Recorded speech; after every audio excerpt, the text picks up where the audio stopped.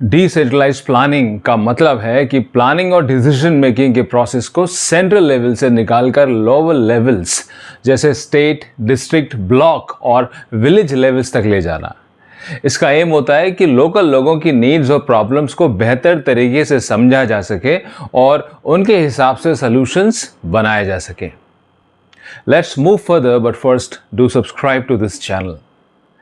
Now, features of decentralized planning in India. Features of decentralized planning in India.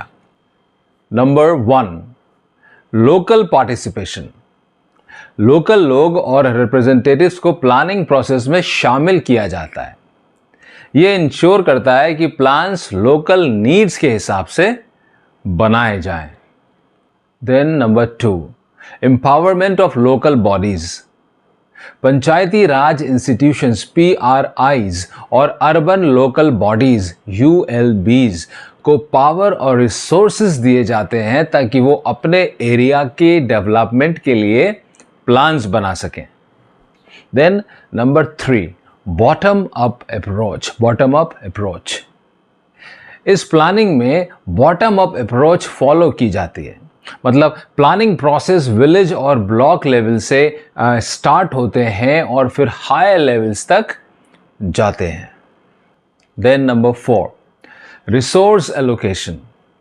Local levels को financial resources और authority दी जाती है ताकि वो अपने प्लान्स को इम्प्लीमेंट कर सकें। आइए आगे चलते हैं। Advantages of decentralised planning. Advantages, इसके अंदर number 1, better understanding of local needs.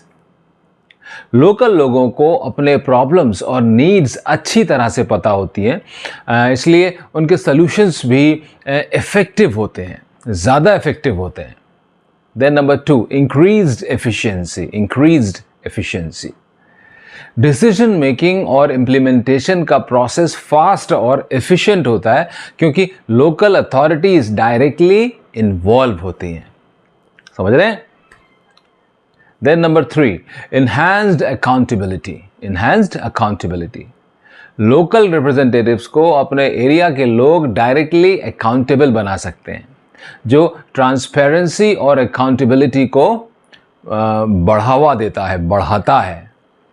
Then number 4, community participation. Community participation, local लोग जब प्लानिंग और इम्प्लीमेंटेशन में डायरेक्टली इन्वॉल्व होते हैं तो उनका पार्टिसिपेशन और इंटरेस्ट भी काफ़ी बढ़ जाता है।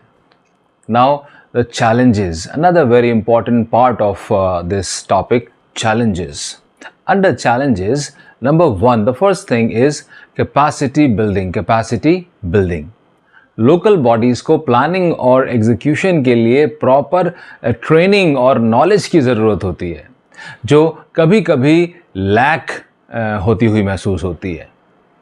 Then number 2, financial constraints. Financial constraints, local bodies के पास हमेशा सफिशिएंट फाइनेंशियल रिसोर्सेज नहीं होते हैं।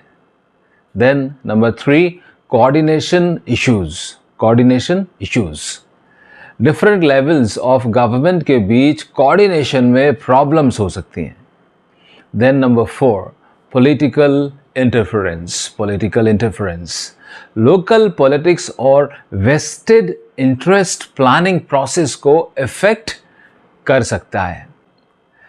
डिसेंट्रलाइज्ड प्लानिंग इंडिया में डेवलपमेंट को ज़्यादा इंक्लूसिव और इफेक्टिव बनाने की एक कोशिश है, जिससे ग्रास रूट लेवल पर रियल चैलेंजेस और इम्प्रूवमेंट्स हो सकें।